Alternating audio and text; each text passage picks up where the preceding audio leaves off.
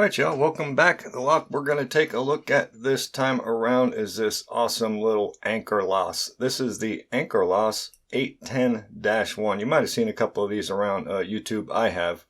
It's not the largest of locks when it comes to brute force strength, whatever you want to call it, but it does pack a punch as far as the core goes.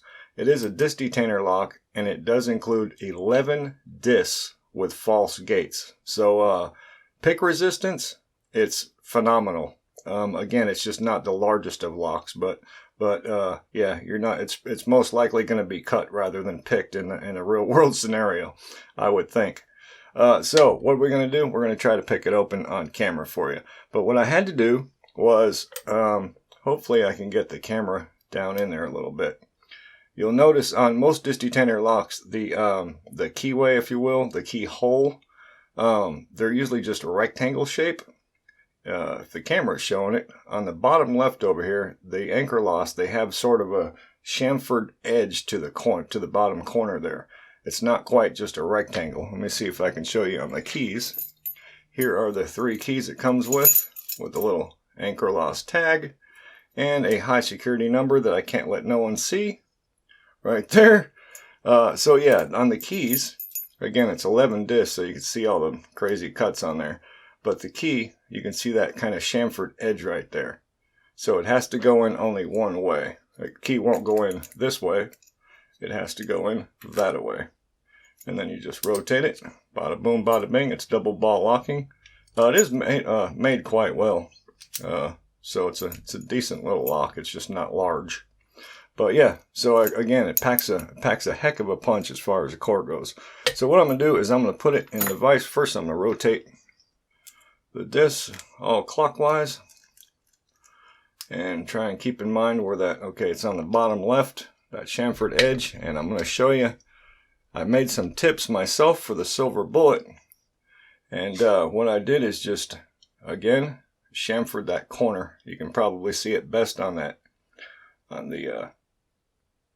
tip right here. See that corner of it kind of clipped off, and I had to do the same on the little finger, the picker part right here, so it fits in there nice and good. Came out pretty darn good, if I may say so. So I'm going to bring the camera way around so we can get a good shot. Bring it down, bring it around. Let's see if I can get it right up on there. I don't want to go too low. That ought to work right there. Alright, so the discs are already rotated. I'm going to drive my pick. Again, I got to keep that chamfered edge in mind. Right there. Okay, so we're going to go all the way in the back with the tensioning tip. Back of the lock. And I'm just going to call that back one disc 1, so we'll tension off a 1 and then we'll count forward. Oh, alright, there it went all the way in. Alright, so get my pick and tip in there.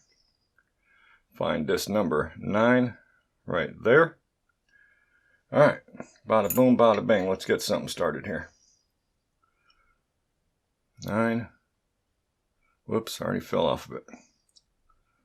9. There's so many discs in there, I'll tell you what, it's really busy. That felt good right there. 8. Feels like it's already in the gate. 7 is tight. That feels okay. I might have to come back through some of these, because again, it's a lot. It's a lot of discs to deal with. I picked many disc detainer locks where there's usually like 7 discs maybe. Alright, next disc. Tight. That felt okay. So some will probably just get into a false gate, at least for now. That one feels like it might be okay.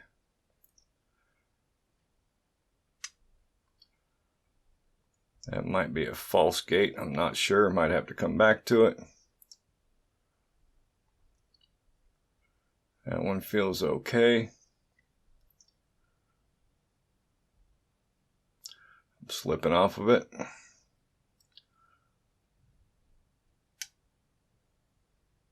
It felt all right. Next disc. Whoa. Okay, that was the last one, so we've definitely got something in a false gate.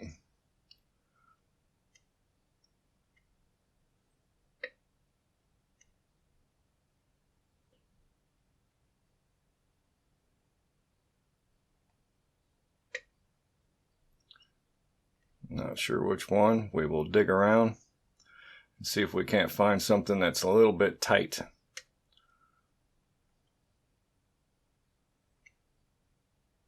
That one feels okay.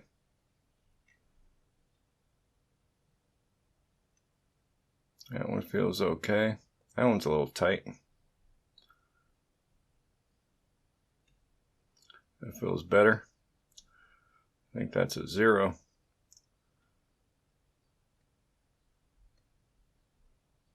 That feels good right there. That feels good.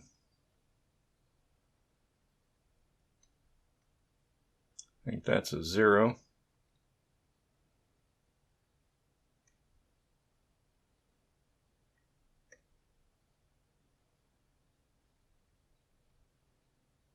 That feels okay.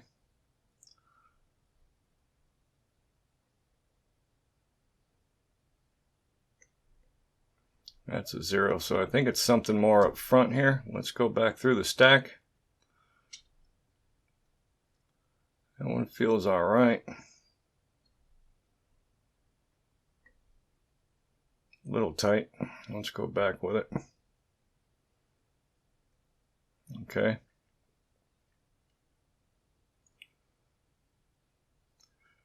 That one feels a little funky.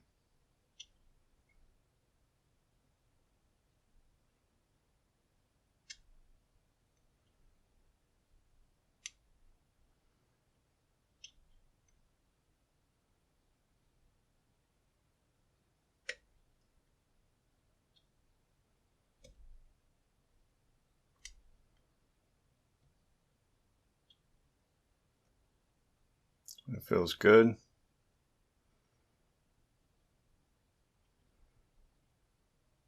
Ooh, it's a whole lot of discs to deal with. Try and bring that one back just a tad.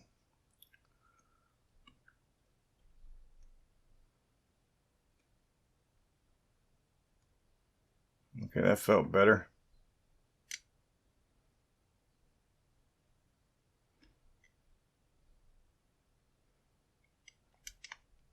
All right, so we're missing something here. Bear with me. I got 11 discs and chock full of false gates. It's a busy lock. All right, let me see. That one don't feel good. Oh, there we go. Finally. Good grief, Charlie Brown. So that's an open. Let me bring the camera back. Woo! Tell you what. That's a busy bee right there. Let me get it out of the vise. There it is. That's an open. So I do have to lock it back up to get my tool out. Rotate it back to the lock position, like so. Carefully remove my tips. Thread it through. I said thread it through. There we go. And that's it. That is the Anchor Loss 810-1. 11 discs, chock full of false gates. Not bad. And there's my homemade tips for the silver bullet. I think they came out quite well. Hey, if they work, don't fix them, right? All right, that's it. Thank you all so much for watching. If you're not subscribed yet and you want to see more cool stuff like this, please do so. Subscribe, all right? All the cool people are doing it. Thanks so much.